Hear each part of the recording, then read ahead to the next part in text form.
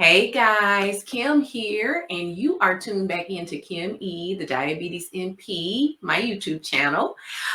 Today, we're going to get back into another episode of my new show, Health of the Culture. And let me tell you a little bit about Health of the Culture. So, if you have followed me for a while, you probably have noticed I've had some different cycles of different types of content that I've put out. I've had videos where I'm just giving facts, I'm giving information to providers and patients alike. I've even had a small part of time I did a patient corner where this was solely for patients that have diabetes or at risk for diabetes. I've also done lunch and learn where I will come on midday and talk about a topic. And I allowed my viewers to be able to suggest different topics. I've also done Tuesday tips as well, where I've gone live and done that over my social media platforms. And so, as I am trying to hear my audience and bring more better information for you all, something as well as, let me keep this in mind, as well as pair what I feel like I am being called to do. I decided to create the show Health of the Culture. Health of the Culture, we're going to talk about a hot topic in healthcare. We're also going to go over a topic, a diabetes topic, which I call the Diabetes Corner. And that's pretty much the show. My hope for this show is that I will eventually be able to do this live and people can be able to call in. I can have guests where I can interview. And really, it's my desire to be able to cover all of healthcare for the culture. Okay. Something that is very near and dear to my heart is community health. It's marginalized populations. And I want to be able to speak about what is affecting those who can't speak for themselves. And so this show is not just for providers, it's also for patients. And so I'm trying to speak in a voice that speaks to both the patient and the provider. So that's the Health of the Culture in a nutshell. And so if you have tuned in for the previous episodes, we are in the month of August. The month of August is a couple of health awareness months. So if you don't know that each month there are different awareness months. Now, we have heard of things like National Yoga Day or National Cupcake Day, but they also do this in health. And many times the awareness is for the whole month. It's an what's the word? It's an observation for the whole month. I might have said that wrong. I am country, y'all. So if you've been here, you know what I'm talking about.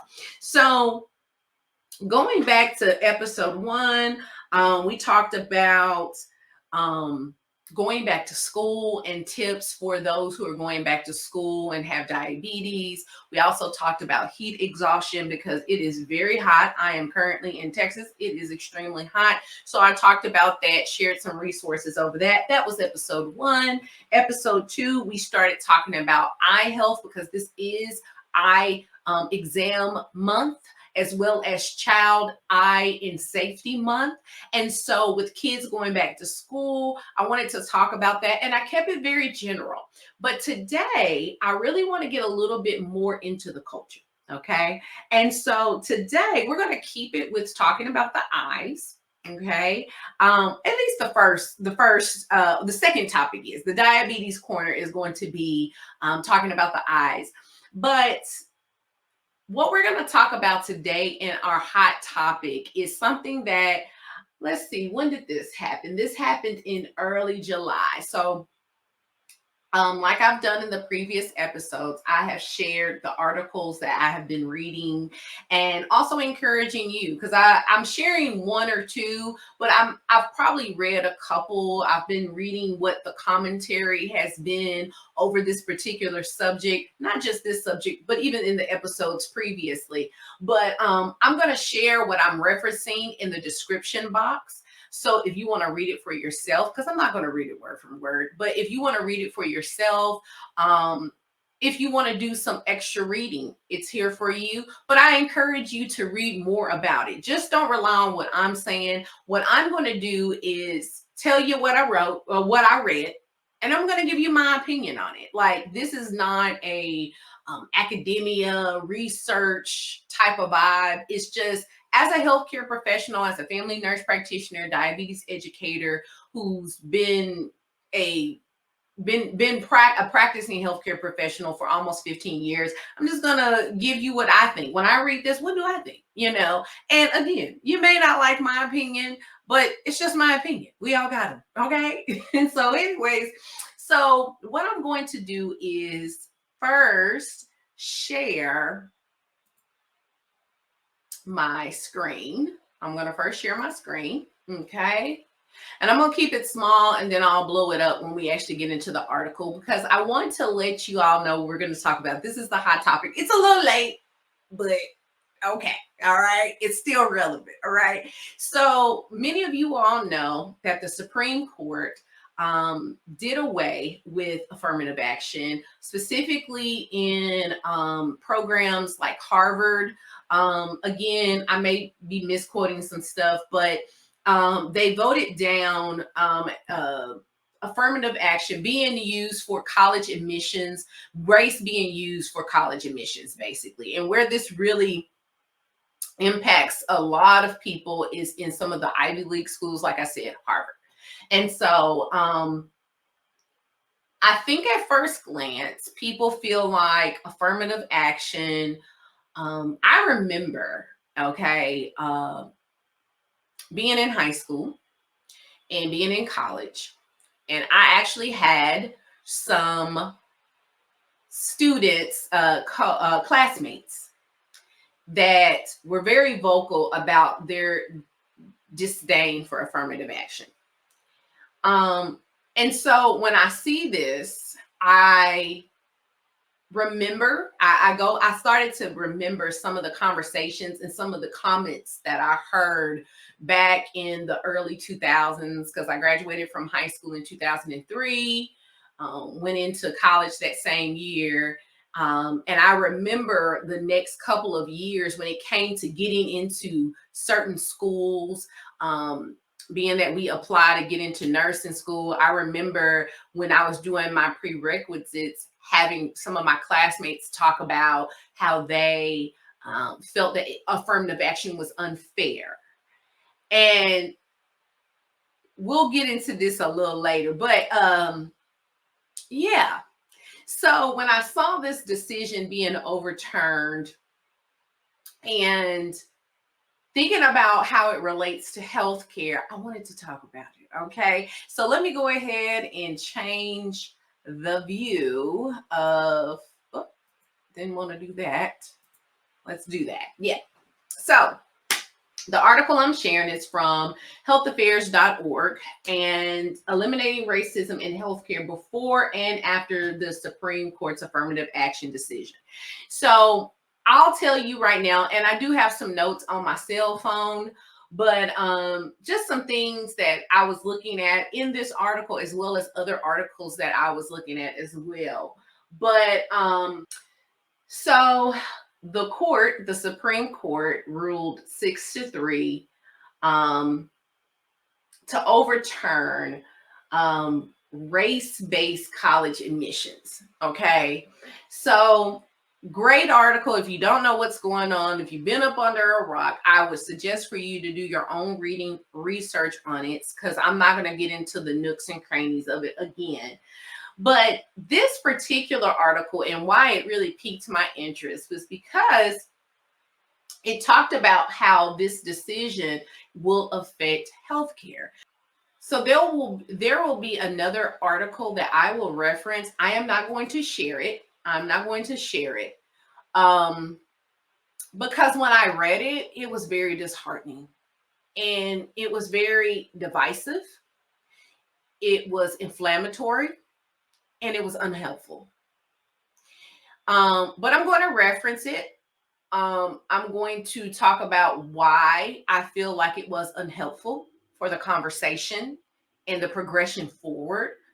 So yeah, but when I went to look at affirmative action, healthcare, affirmative action, and how it affects healthcare, the biggest thing that it brought up is med school. It talked about the admission of minorities to med school. Now, something that I want to be very clear on, because this is where I feel like propaganda is put out there. The conversation tends to always land when it comes to college admissions of Black students. But here's the thing that I need people to understand. Affirmative action is not just for Black people. It's for any minority. So going back to that classmate of mine that was talking about how affirmative action was unfair to him. And I said him because he was a male student. He was applying to get into nursing school, which we know is predominantly a female profession. Someone could easily look at him and say, because you are a man, they're going to admit you. They're going to look at your college application. They're going to look at your nursing entrance application. I have to go against all these women over here, right? That affirmative action is not just for Black people. It's for any minority in that situation. And there's more minorities than Black people. There's Asian students. There's Indian students. There's whatever students. You name it. If you are considered a minority, when you think about when you put in applications, even job applications, they're constantly asking you, do you have a disability? Do you have a this? Do you have a that? Because every program, every job, they want to show themselves as an equal opportunity entity. So how can you be an equal opportunity entity if you're not showing yourself to have everybody has a fair chance to get in this thing? And there is a standard. This is our benchmark. And if you reach this benchmark, you have a good chance of getting in. You have a competitive chance of getting in. So you have to, this is all data for people. Like, so I'm not going, I want to be very clear with that, because it was very funny for me to hear that, because I remember at that time being like, but you're a man. Like, they're probably, I mean, how many men are, there's far and large more women applying to nursing school than men are. And so they want to be an equal opportunity, especially if they're getting state funding. They have to be equal opportunity, no matter what affirmative action says.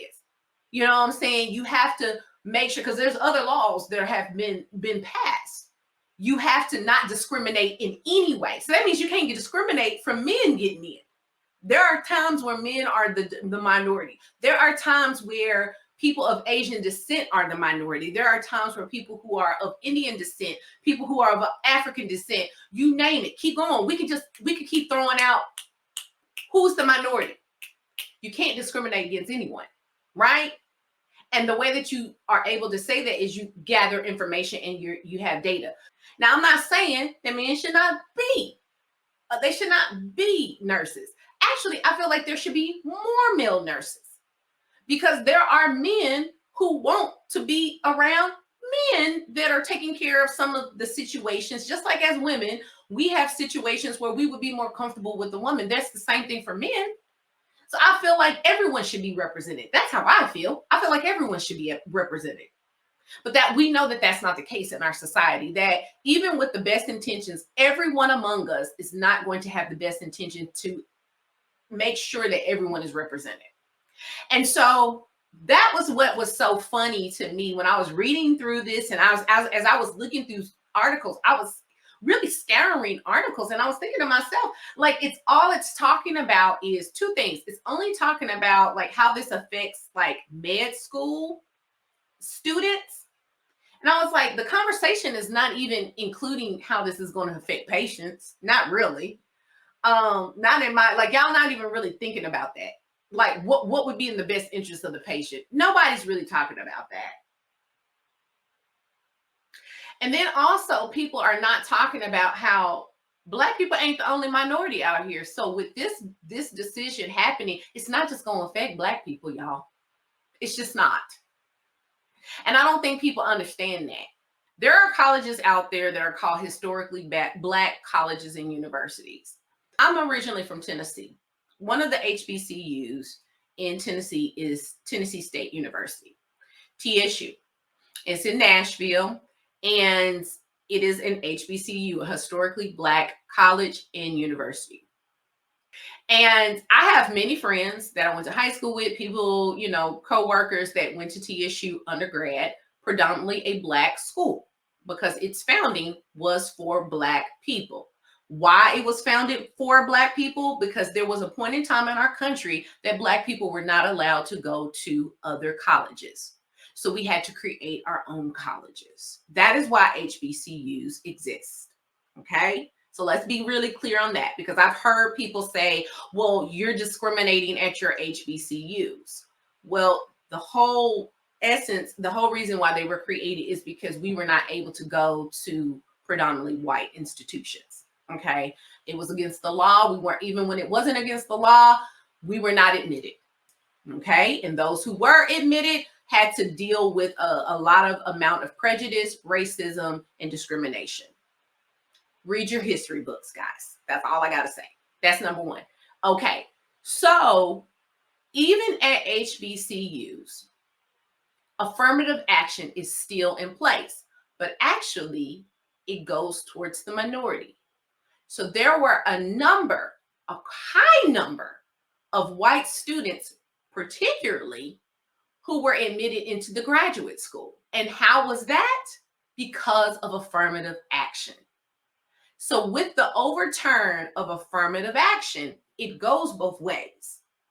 So I don't think that people understand that this overturnment is not just, again, for Black people. And so anyways, let's get into this article, because I think I done said enough about it. Okay, I done said enough about it. But the big thing that this talks about, it gives the history over how we got to affirmative action, what was the case that brought this about, the decision and the ruling. And then it gets into talking about racism in healthcare. And why this is very alarming is because representation matters. And for those who have been around here long enough, I'm going to say it. I am all about culturally responsive care. And if you do not understand someone at their core, there is no way that you're going to be able to properly be able to care for them. And what's at people's core is what makes a person is really their culture and their background. And if you're not digging deeper than that, it doesn't matter if you're the best of the best in your organization. It doesn't matter if you have, all the things and all the facts and you've done all the research. It does not matter if that person can't connect with you and they don't follow whatever plan you come up with. So you have to meet people where they're at. And most of the time, this is where they start. You have to understand why people won't do certain things. Why, and a lot of that is driven because of culture. Okay. And I've done plenty of videos of that. I've collaborated with other organizations talking about that. So to me, my thing is, you rather learn now or you learn late. So if you don't think it's an issue, okay, we'll see how you are in about 10 years. We'll see how you are in about 10, 20 years. We'll see how that works out for you. Okay, we'll see what your results really are at that point, right? But the reason why I say that is the reason why I will always say that everyone should be represented is because our patients are everyone. Okay, our patients, we need to reflect what our patients are. So for instance, if you are someone that your population is primarily Mandarin Chinese, they speak Mandarin Chinese, it would behoove you not to have someone in there that probably can speak that language or has at least connected in some shape or form with that population. And what that is, we can define that at a later time, but it's not just being nice to people and greeting people at the door. Like, there are many cultural groups all around the world that are very communal, and they trust based off of being around them, gaining trust. If you can, and part of gaining trust is being a part of what they got going on in the community, in the culture. That's why I'm really big in community health. Because if you want to get more people to come in, if you want to get better results, you need to be more than just a clinic on a corner. You need to be somebody who is all infused within the community that you're in. And I get that you may not be able or have accessibility to people that are actually a part of that culture. Maybe, for instance, you are in an area that services a high amount of people of the LGBTQI community, and no one in your clinic is a part of that community. Well, what are you doing to get into the community? Like, what are you doing to be a part of the community? You know what I'm saying? Like, are you just here, but you're not really in the community, or are you actually in the community? There's a difference there. There's a difference. And so when I talk about representation matters, I'm not just talking about that from the lens of a Black person and a Black provider. Yes, that stands true. I stand 10 toes down on that. But I also speak that of all cultures. You know, you need that in all cultures. People need to see their providers being able to understand them and empathize with them, even if you're not a part of said culture. So representation does matter. So being able to say that, you know, we're going to take away this affirmative action. The next idea is that minorities, not just Black people, but all minority students will decrease in a lot of these programs. Now, going to the article that I read that was very disheartening was that there was an assumption that if you're a minority, that you're not as smart as what the majority is.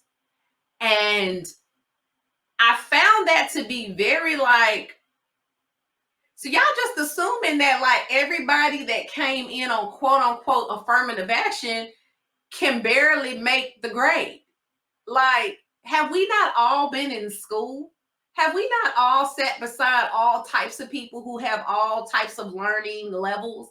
Like, I have been in classes with people who the smartest person in the room was a woman. I've been in rooms where the smartest person in the room was someone of Asian descent, someone who was of Hispanic descent. I've been in the room with somebody who was of Indian descent. Like, it does, like, being of a certain race does not make you superior or smarter. I hate that we're in 2023 and that's what we're still talking about. Like, there's the assumption that, and I was looking in the comments, which I shouldn't have done. I shouldn't have did this, but somebody made a comment that was like, I have avoided all Black doctors because I have in my mind that all of them got in on affirmative action and they were not the best to do the job. How do you know that?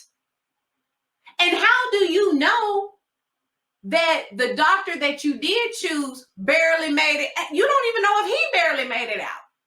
So the assumption is that in this particular context, all white doctors were exceeding and excelling and getting out, but all Black doctors barely made it into the program, and that they were basically flunkies, and the only thing that kept them into the program was the fact that they were Black. And that's even something that needs to be talked about too. Affirmative action doesn't keep you in the program. It could assist, or not even assist. I don't even want to say that. The idea is that in a system that prioritizes other groups of people, that you would at least get a fair look.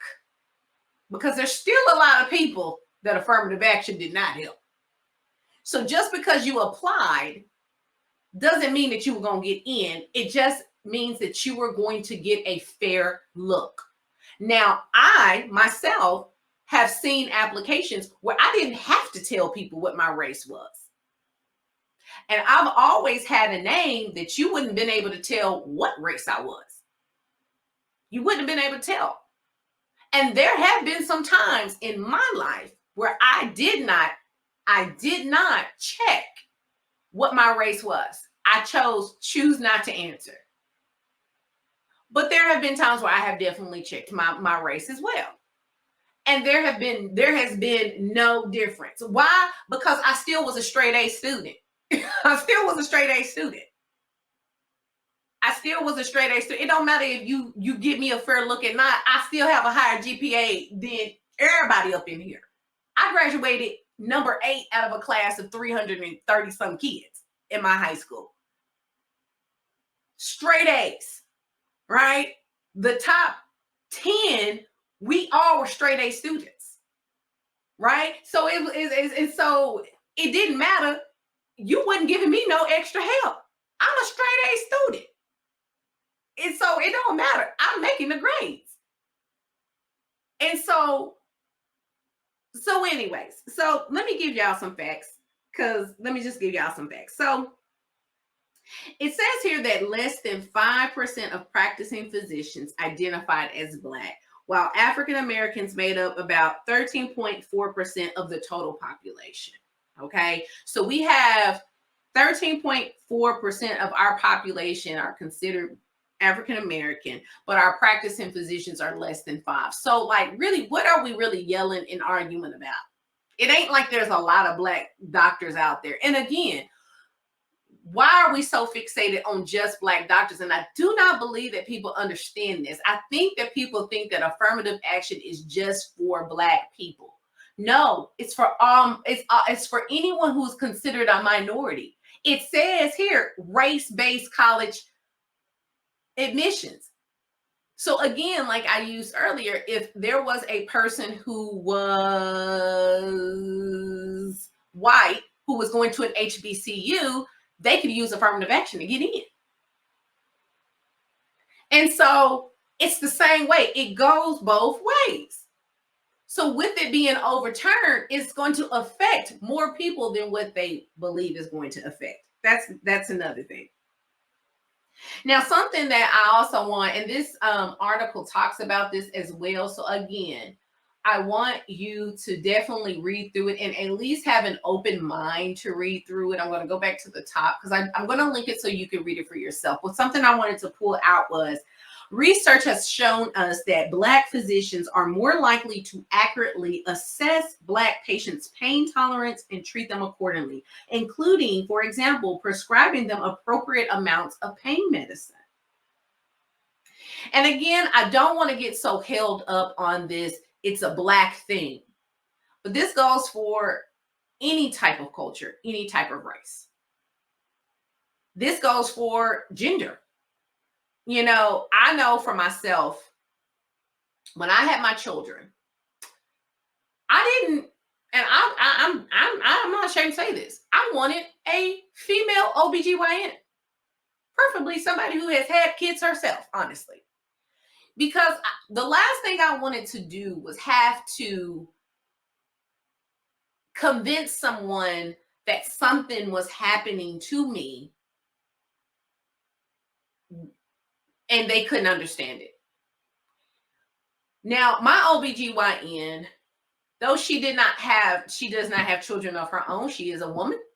And we as women understand that at early parts of our lives, we go through different changes, starting in puberty, where we're feeling it, but the world doesn't see what we're going through. And one thing that I remember my OBGYN telling my husband was that the first trimester, she may not look pregnant, but her body is probably working the hardest that it ever has and it ever will in this pregnancy.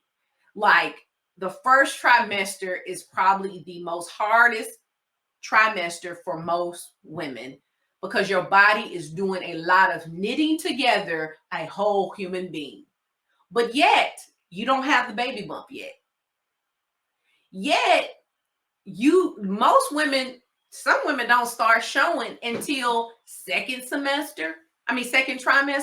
If I've been saying semester, I'm sorry, y'all. But second trimester, that wasn't my story, honey. I started gaining weight quick, but I know many people who like that first trimester. I know for my first daughter, I did not look pregnant until really honestly second trimester. I looked like I might have had a pooch right here, that my belly was getting a little bigger, but it did not look like a pregnant belly. It did not look like a baby bump. When the baby bump started to round out and it was round and hard and I looked like I had a bowling ball in my stomach, that's when I noticed, and even for women, that's when I started notice people started treating me like I was pregnant. They would give me their chair. They would let me sit down because I was winded. But before, I was getting winded in my first trimester. But I looked like every other woman out there.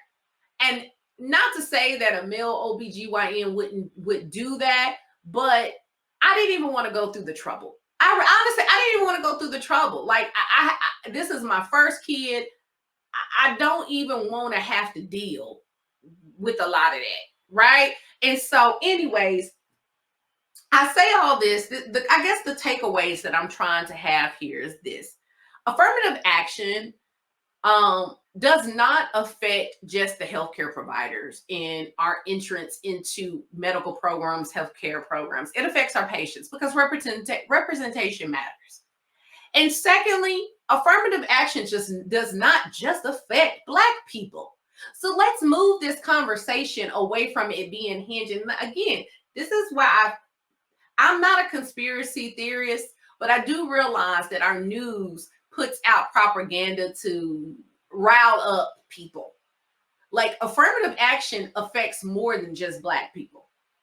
And I need for people to read a little bit more than what you're seeing. Read more than what you see on Facebook. Actually do your research and actually research the ins and outs of like what these different laws and these cases brought up and how it affects the majority, like not the majority, but how it affects the masses.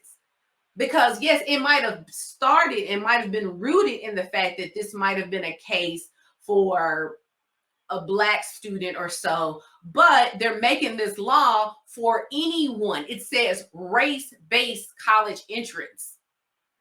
We're not the only race, and we won't be the only minority. And in some cases, everybody's a minority somewhere. And so it affects everyone. So I don't think that people understand that. And I don't think people are going to understand it until it affects them and it's in their backyard. So guys, keep it in line with August Awareness Month of National Eye Exam Month, as well as Child Eye and Safety Month. That's August. I want to talk about eye health among Black and African American people. So I am sharing here this article here from the National Eye Institute. And great, it's very quick, just giving some facts, but it says this is our numbers at a glance. So more than 825,000 Black people have diabetic retinopathy, and this number could be more than 1 million by 2030. So we're in 2023 right now. Okay, Black people are at a higher risk for glaucoma at younger ages, and nearly 190,000 Black people have visual impairment. And so moving on down here, it's the reason why I wanted to share this during our diabetes corner, because of this first point that is right here. And let me actually bring this bigger so you all can see this. So what I just read was this right here in this little box here. But then I want to talk about this first bullet point outside of the box that says that many of these diseases are linked to other health conditions that can affect overall health, like diabetes, hence the diabetes corner, or high blood pressure. I wanted to talk about this because something that I see in all of my patients for those who don't know, because I always have to remind people, because I never know when people are finding my channel and listening to any of my videos. I'm a nurse practitioner. I've been a nurse practitioner for over 10 years. I've been a registered nurse for 15 years. And I have primarily worked with the 65 and older community. And I have primarily worked in community health, risk adjustment. So lots of care coordination, lots of preventative, connecting the dots for patients. And pretty much every patient in that age group has at least had some type of cataract forming. I think that is a natural, I believe that is a natural progression of just aging. Even without diabetes, without any issues, most people are going to develop cataracts. It's not an uncommon thing. Men, women alike, everybody has had cataract extraction or something. But when you have a disease like diabetes, it accelerates that progression as well as puts you in line with other different eye diseases, such as glaucoma as well. And I want to also share something else here. Let me stop sharing this and let me share another article.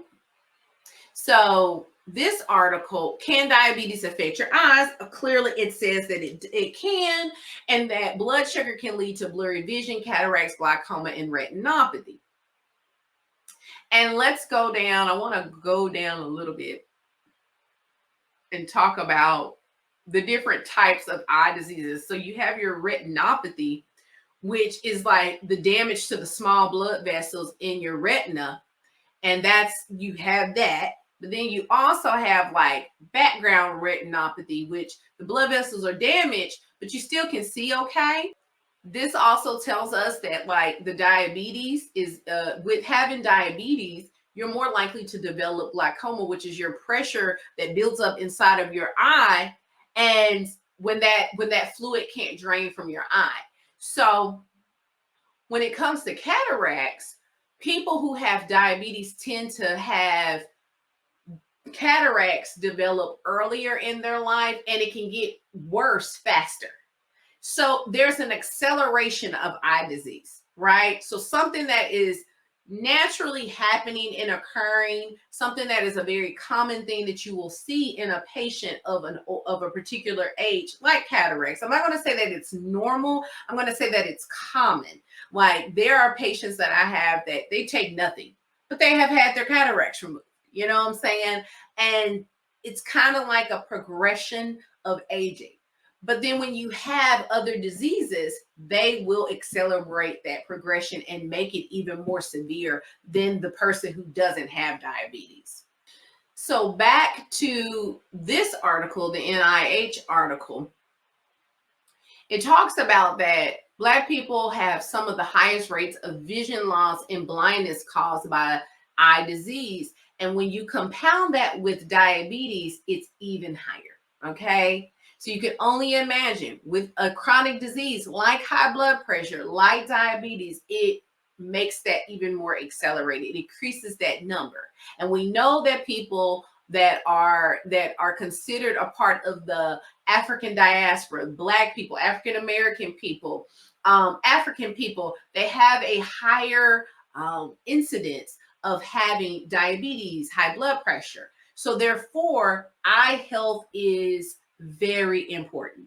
So what can we do about this? Well, for one, you need to be going to an eye doctor, and an eye doctor, what I tell my patients, eye doctors that have experience with chronic diseases such as diabetes and hypertension, because they're going to be looking in your eye in a way and looking for certain things that some doctors may not look for. So you need to go to a specialist that has experience with those with diabetes and other chronic diseases.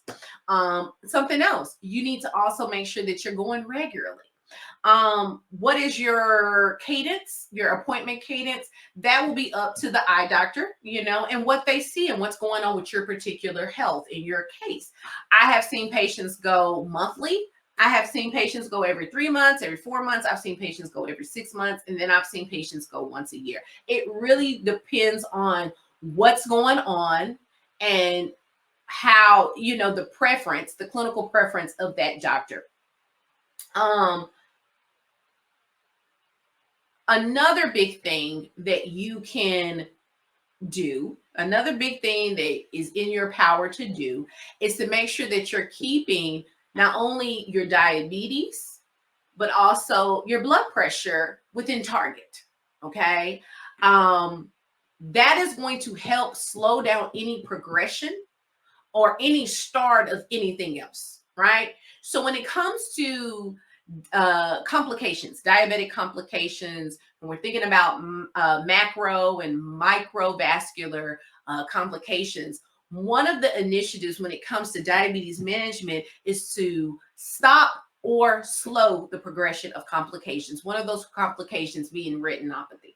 Okay, so making sure that you are managed well, that you're going to your doctors regularly, your PCP, your endocrinologist, going to your eye doctor. These are the things that are going to prevent any complications from starting and or progressing.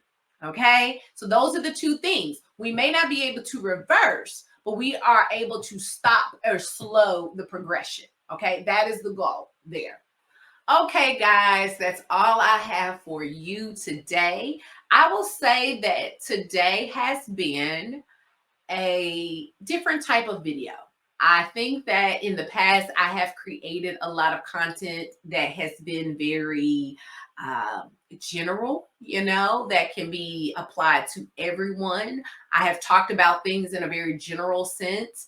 And I am feeling led to really talk about things that are very cultural and very niched, okay? Very talking about, and not just in a lens of just one race or one type of culture, but many different cultures. My hope with the health of the culture is that as things come up, as new hot topics come up, we can talk about those things. I may not be I may not know everything about everything, but what I will promise you all that I will look things up. I will give resources. I will read articles. I don't have to agree with every article. Every article that I'm going to bring up, I'm not going to agree with. I'm going to give my commentary over, right? Because I feel like we should have more honest conversations in a safe place. So, today, we focused in on very cultural topics. We're talking about affirmative action and how it's going to affect healthcare. But then we also pivoted and talked about the eye health of the Black patient, specifically through the lens of a patient that has diabetes. And so I hope you all have found this to be helpful. I hope that you all can understand where I'm going. And again, I want to keep this in mind, y'all. This is, as you can see here, right up here, down here. I'm trying to get it right here. This is the health of the culture. And so I want to talk about more about different cultures. And there's so many cultures. And I want to be able to talk specifically about different types of cultures, not just my own, but of others as well. Okay. And so anyways, guys, thank y'all for watching. And if you've made it this far, thank you. And if you have, go ahead and subscribe, ding that notification bell, follow, all the things, right? Follow me on all social platforms, the platforms that I'm on all the time. My primary platforms are YouTube, LinkedIn, and Instagram. Those are where I really want you to follow me there. I really want you to be there with me, okay? Let's talk through some things there. But I'm also on Facebook. Don't really get on Twitter like that. So really, if you like Facebook, I'm there too. But if you really want to stay up on what I'm doing, LinkedIn, Instagram, and YouTube is where you can find me. Again, you have been sitting here for another episode of Health of the Culture, hosted by Kim E, the Diabetes MP, and I will catch you on the next one. Bye.